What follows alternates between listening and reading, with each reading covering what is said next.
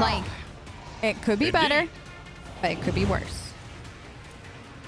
At your beck and call. Target well struck. Now this. Von Valencia. Now this. Victory is imminent. One fewer target. Good. Oh, there you are. The already familiar baritone calls out to you from the shadows. The key unlocks a door that then will lead to the one that only happenstance will free. Your chance will be, to me, the bolts will cede. Your part comes next. Break the bonds and flee. To you, the merchant vagabond, I bring the gift of providence, but will you look? You've helped me more than once already. I'm listening. Both opening and warning is my boon. Your fate hangs by a thread, dawn breaking tight. But with a show of patience and opportune, the merchant's certain death will turn to flight. You stride not into battle, but a snare of guile and strife of neatly woven net. Lust's mistress lifts her sword into the air, and baying for your blood her pact does set. So dance a ring around oblivion, await a sign from night's own melody. Catch sight of it, and then make haste, be gone. One yawning mouth, one leap to set you free. So Kikaros is planning to kill me in the next fight, but you're ready to effect my escape. All I must do is survive the arena, wait for your sign, and then run. You cannot possibly mean into a literal mouth, so you must mean into the portal of some kind. Do I have that right? The Harlequin sweeps into a low bow like an actor who's performed before a true lover of high art. He seems satisfied with your answer. Xenos lays a finger over a mute lip of his mask and vanishes as if to convey that your conversation is a great secret known only to the two of you. I really like that guy. Like, I don't know if I should or not. I think the only thing I'm like worried about is getting Ulfar, and I honestly I might do a quick look-see to make sure I didn't miss something. But otherwise, oh, there's loot there that I'll have to get at some point. Otherwise, though, so far so good, right? Yeah. Okay. It looks like we're almost, I don't want to say almost out of Kmorig because that's impossible, but we might be. Possibly? I have no idea though. But let's see if we can talk to, we need to talk to Argenta, Heinrich, and Marazhai. Let's see who wants to face me first. I'm sorry? What did I just walk into?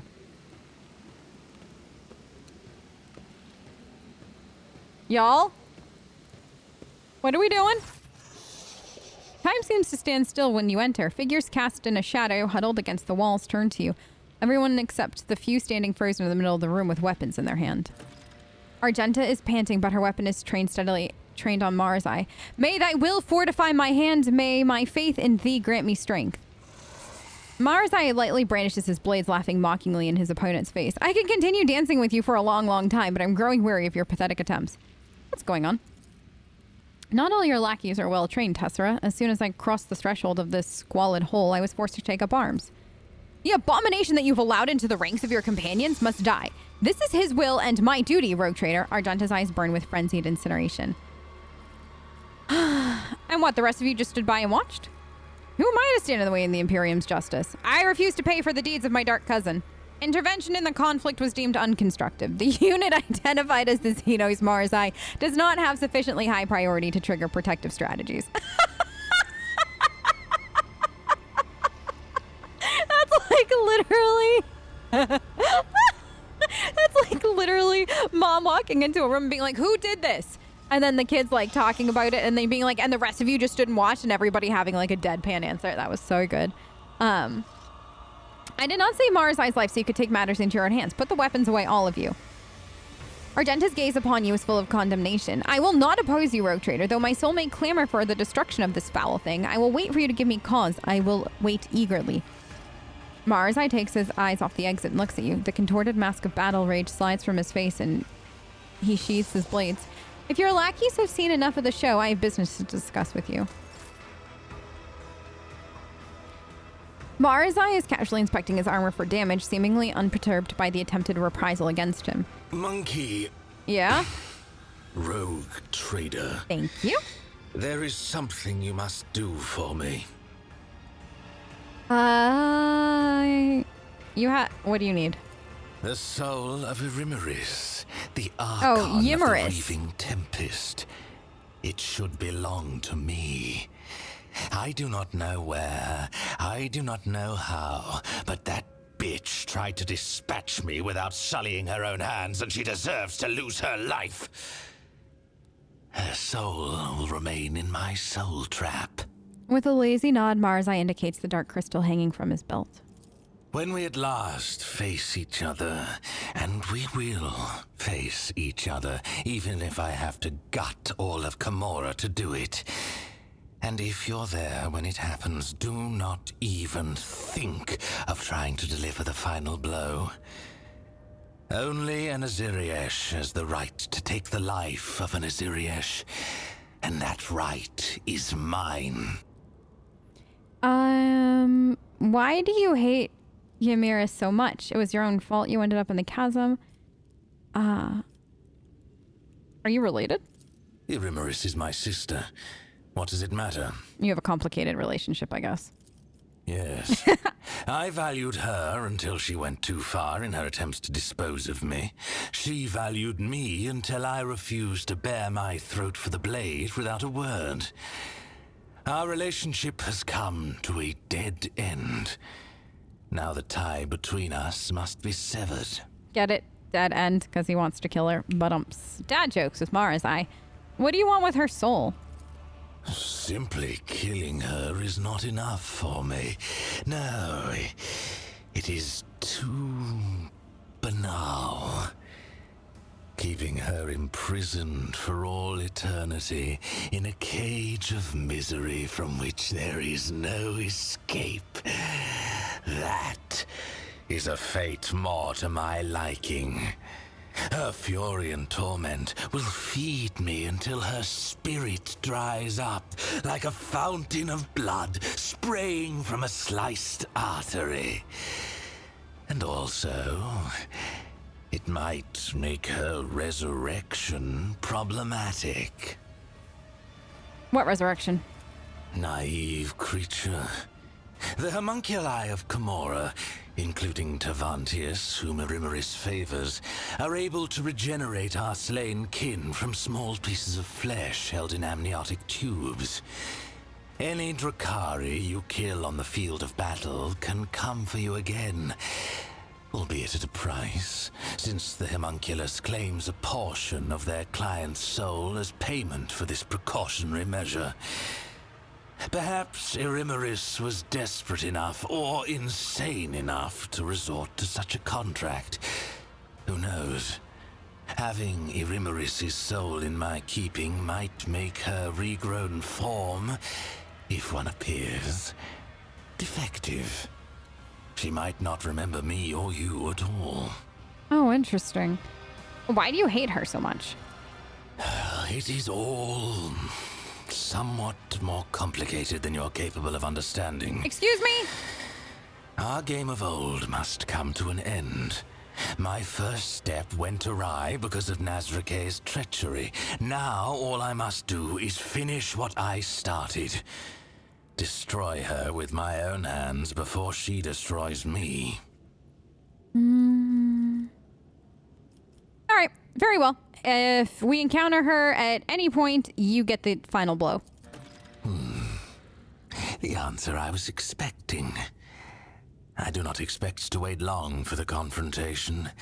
When my sister learns of what occurred in the arena, she will send assassins or decide to come herself. Are we hoping that she decides to come herself? Marazhai breaks off. All his attention is now focused on a bent plate on his shoulder. A second later, he grips the edge of the plate and with a strangled groan tears it off. The piece dislodges with a hiss. He begins to straighten the bent plate with his hands, revealing the surprising strength contained within his lean body. Look at what it was covering. You're shocked to find no under armor or clothing. It seems the thin, light armor is attached directly to the Drakari's pale skin, roped with veins. You notice 2 pinprick marks surrounding a purplish bruise. Something pierced his flesh here, and that is what kept the armor plate in place. What are you looking at? After a few seconds, some ancient awareness spikes in you. The rapt attention of a deadly predator is focused on you. Your eyes start up. Marazhai has noticed your interest. Silently, he turns his head to you and leans down. His eyes bore into yours, his gaze mocking and charged with promise. Your armor is held on with hooks that dig into your body? Correct. Directly into the nerve centers. Direct stimulation of the trigger points, provoking constant, unrelenting pain. Do you know how pleasurable it feels when your suffering rings out in unison with another's? The overwhelming ecstasy when your own agony bleeds into the agony of your enemy. My world is woven from that pleasure. I can show you that world. I can teach you, if you do as you are told. A cold touch of clawed gloves takes you by surprise. Grasping your chin, he leans forward, so close that you can see the narrow band of dark turquoise around the Drakari's dilated pupils. This must be how you start the romance if you were going to go down that road. So you could not... So I've heard from, like, different people that have done his romance that you kind of have to pick either you're going to be the dominant party in the relationship or you're going to let him be the dominant party. Like, you can, of course, go back and forth, but I guess for, like, the best, most optimal ending for him in a romance, that's what you would want to do. So my guess is this right here, these two options are what set you up for that. You can either nod wordlessly, which my guess would put you in, like, on track for the more submissive role, or you can seize him by the throat and say, I'll gladly look upon a world in which you know your place. And that would definitely put you in that dominant position.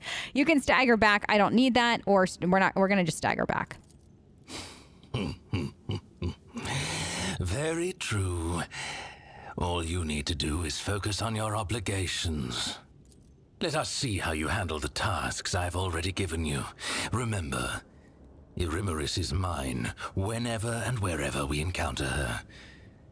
With that, I have nothing more to say to you. Okay. So, we ended up here. This way. Marazhai stares down at you from his formidable height, his head slightly tilted to one side. The lean, wiry Xenos is encased in black armor. Not even a sliver of a gap has been left between the tight-fitting plates, which bristle with mutely gleaming barbs and hooks. Set in a white face, striated with crimson tattoos, dark eyes devour you, burning with predatory, malevolent interest.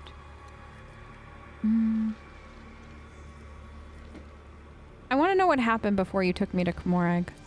You want to know how and to what end I orchestrated all of this? Ask your questions. Why did you kidnap me? When Irimaris ordered us to lay waste to the monkey settlements, Tessera and I encountered resistance. I have hunted your kin too long not to notice how well you in particular were fending off our attacks.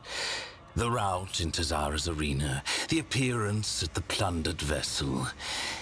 Your kind are usually powerless against us, but not on that occasion. I began to suspect that you could not have managed it without outside help. Help from our side. I began sending out spies and assassins. My eyes and ears infiltrated your vessel, your cities, and they discovered a trail that led back to one of your worlds. A trail that ended with a burned monkey, the source of the information about where and when my cabal was going to strike. A little trickery to draw you away from the planet. And I had your little informant in my grasp. How the information was reaching his agents, the burned monkey himself did not even know. But based on the units involved and other details, it was clear. No monkey in real space could have gathered such specifics about raid complements and objectives. No, It was inconceivable. The information was being fed to you by my own kind, and I knew who. Irimaris Aziriesh, Archon of the Reaving Tempest, my former mistress. A cowardly bitch who punishes anyone who threatens her grip on power. I knew that to win a war against her, I would need the support of the Reaving Tempest's patron, the Cabal of the Black Heart. So I allied with Marazhai, who presided over the trial. I promised him that Irimaris would be humiliated. I promised him evidence. A lowly monkey that would disgrace Irimaris in the eyes of the Archons. For that performance, I needed you. You've spies aboard my ship. Actually, you know what? We'll leave it there for now.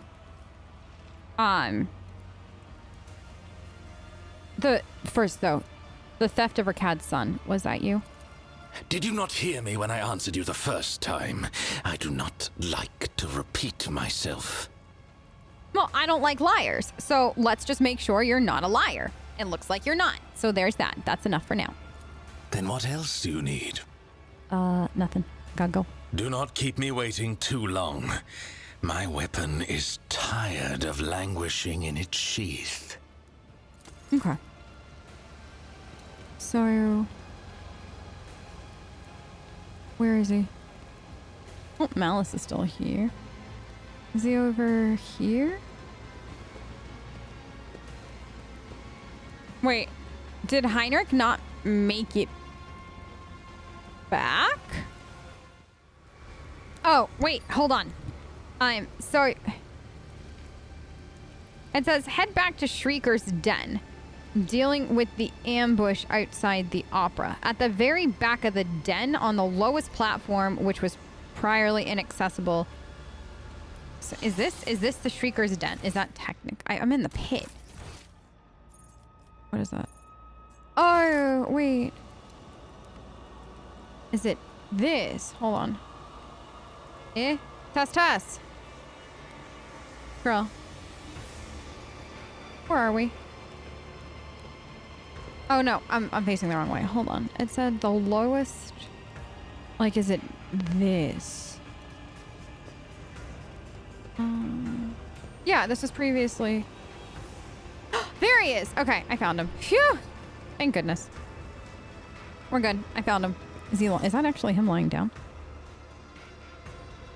Heinrich raises his head. The cold haze that surrounds him begins to dissipate. Tessera, have you been looking for me? I tried to find somewhere out of the way where I could recover from the torture. We'll look at him closely. Compared to how he was in the anatomical opera, he looks almost like his usual self, but you cannot help but noticing the sag in his shoulders and the twitch at the corner of his mouth. He's exhausted. His biomancy must have sapped more energy than he expected. Noticing your examination, he laughs under his breath. Pay no attention. Serious internal injuries require particular focus and painstaking effort to remedy. That's all. I'm almost as good as new. Moving is no longer excruciating. I was worried when I discovered you had disappeared. I did not disappear. I just thought the others didn't need to see me in this state. He cast a sidelong glance at you. You didn't need to see me like this either. I'm already on the mend anyway. He reaches out and gently strokes your cheek. I still haven't asked what happened to you after we were captured. I can tell you what happened. He nods. I'll listen. An hour has passed. Recounting takes a long time. When you finish, he's silent for several seconds. So, the Drakari thought that you were working with one of their cursed kind, and it was all because of Achilles? It seems that I, among others, are responsible for us ending up here. You had nothing to do with this. With a bitter smile, he shakes his head. No, Tessera, the work of the Inquisition often draws the attention of humanity's foes to individuals who have crossed paths with the Golden Throne's agents. I wish it wasn't so, but if I hadn't sought Achilles' help, we would have avoided all of this. Silence hangs in the air. He looks at you with a strange expression, and then he sighs, brushes his fingers across your cheek again. Thank you for checking up on me, but you don't need to wallow here with me. I'll put myself back together and rejoin the others soon, I promise. No, we'll give him a big hug. I'm not going anywhere.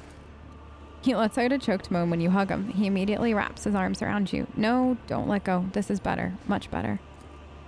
Healing deep or old injuries with using biomancy takes time. It's a slow, painstaking process, especially if you have to regrow tissue. You sound like you're speaking from experience. When my family disowned me, they also removed all the night pilot implants from my body. They don't stand on ceremony when it comes to sorcerers, so after my vivisection, I was left with a paralyzed arm and a significant chunk of my cranium missing. The hole was sealed with a plate. When the Lord Inquisitor took me out of the guard, he had me remove the augments installed in Psykers when they become sanctioned. So I lost an eye and gained some nerve damage. Xavier didn't care that I was maimed. I was a maimed freak. He needed me for my sorcery, nothing more, but I decided I'd be more useful if I could start to look more like a human again. He brings a hand to his face. Repairing my eyeball took the longest. Even the nerve connection took less effort. Years went by before I managed to eliminate all the visual aberrations and I could see as well as I had when I was a child. After all that, you're still loyal to the Imperium and the Inquisition? He pulls away from you. Why? Why wouldn't I be? The Imperium deemed me stable enough to keep me sanctioned as a sanctioned Psyker.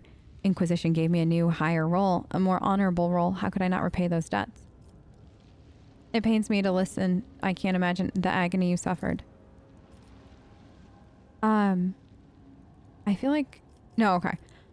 He's lost for words for several seconds. Tessera.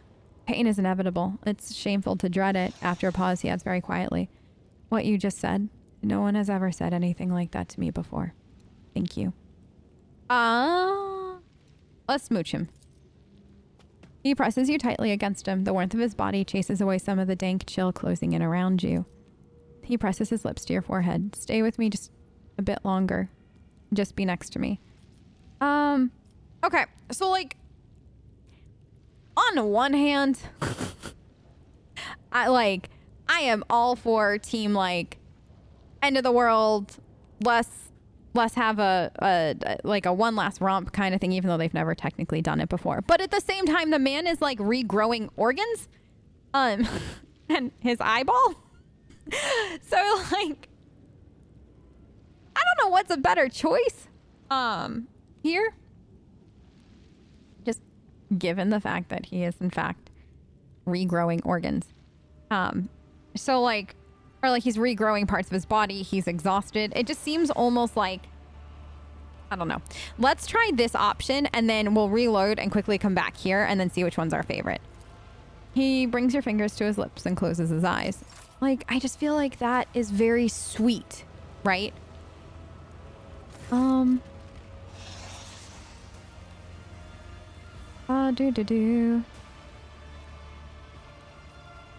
The Emperor protects. Okay. So that's that. Let's save. Do a new save. Now. Let's reload and let's just see what we like. Like, there's nothing to say that we can't keep the real quick. I think it was this, right? Yeah. Like, we can't keep the, like, this next option, but I just wanted one that was, like, sweet, if that makes sense, because I still don't know. Like, Tess is Tess. Maybe he needs that too. I mean, like, you know what I mean? So let's just see how it goes. Okay, but where are you, girlfriend? Okay. So I didn't realize that this had opened up. Okay. So now he's over here. We'll, like, fast forward through everything unless there's, like, new options that we want to take. Do we try?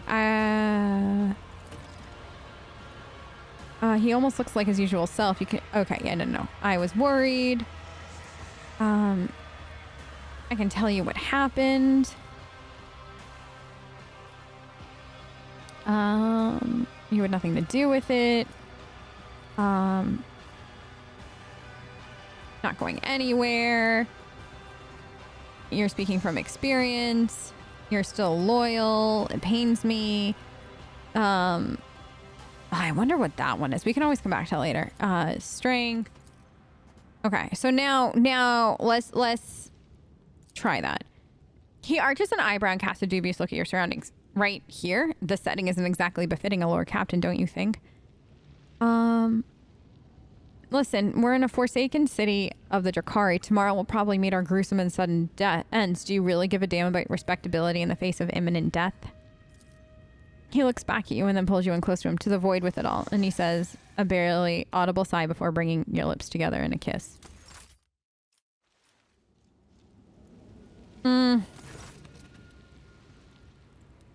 No, I think we're gonna keep that. I think we got to. Like, I feel like that fits Tess. Like, I was kind of worried it would be different if that, like, it wasn't, like, that fit. I was just, like, was it gonna fit the surroundings? Was it not? Is the present company making you uncomfortable? Do you actually want to hear what I have to say on the topic? Or was that just a polite turn of phrase that demands only an equally polite and insincere, "You are mistaken, Lord Captain"? I always wish to know your opinion. I hope you do not need me to tell you that taking any Drukhari into your retinue is a stunt that falls somewhere between blasphemous heresy and incredible foolishness, let alone a Drukhari who has already succeeded in bringing myriad calamities down on our heads. I cannot imagine even one good reason why you should have taken this step, but I can think of plenty of bad ones, and that is what alarms and troubles me. Iliad is directly responsible for us being lured into her kin's trap. They plotted against us together. That she herself ended up a captive only shows how nefarious and brutal these creatures are by their very nature. Whatever story she spun you, it was the height of naivety to believe it. I didn't say I believed it.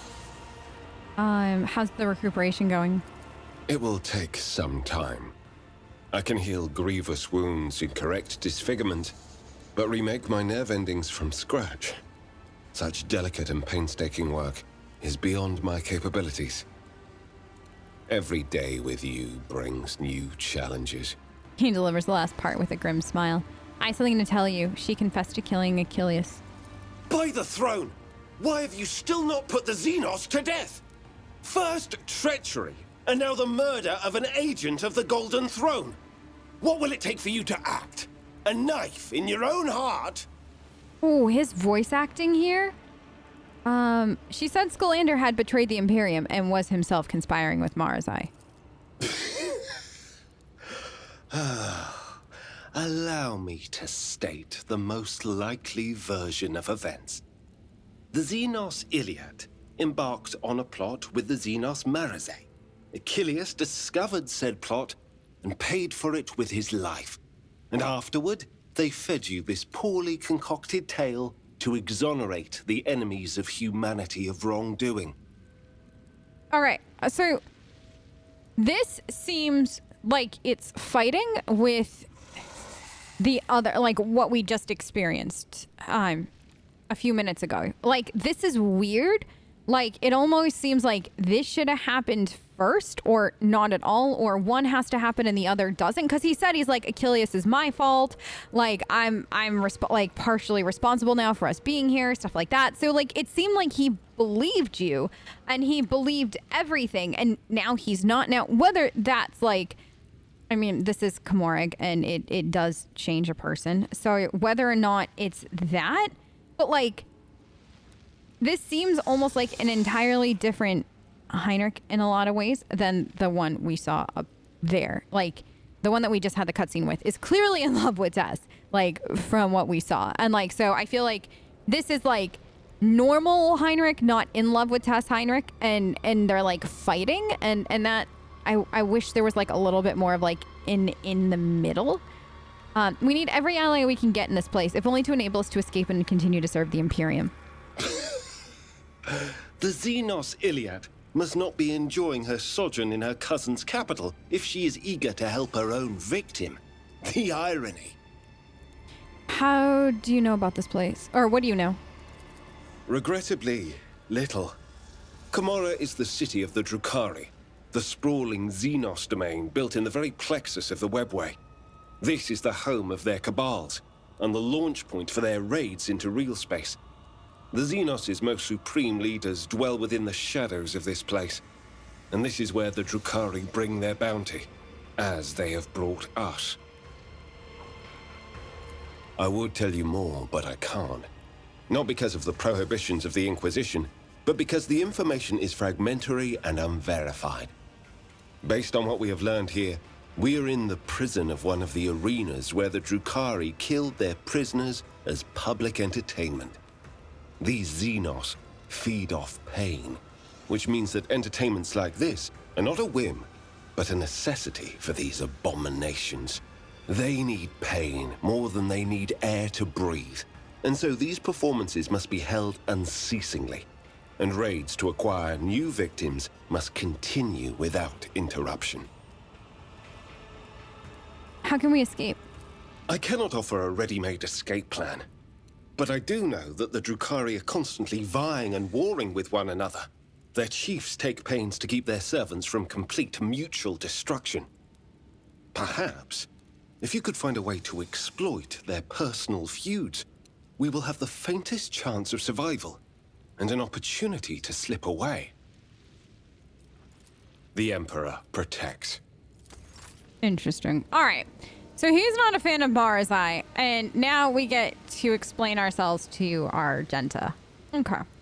Now, granted, I am not gonna lie. Killing her was like, as you probably saw a few episodes ago, was definitely like first and foremost at the front of my mind. But I don't regret it yet. We'll see, though. I mean, there's always technically a chance. Like, I can just hand her over whenever... There isn't nothing else, right? I just want to double check. Okay. The All right, so let's go talk to our Genta.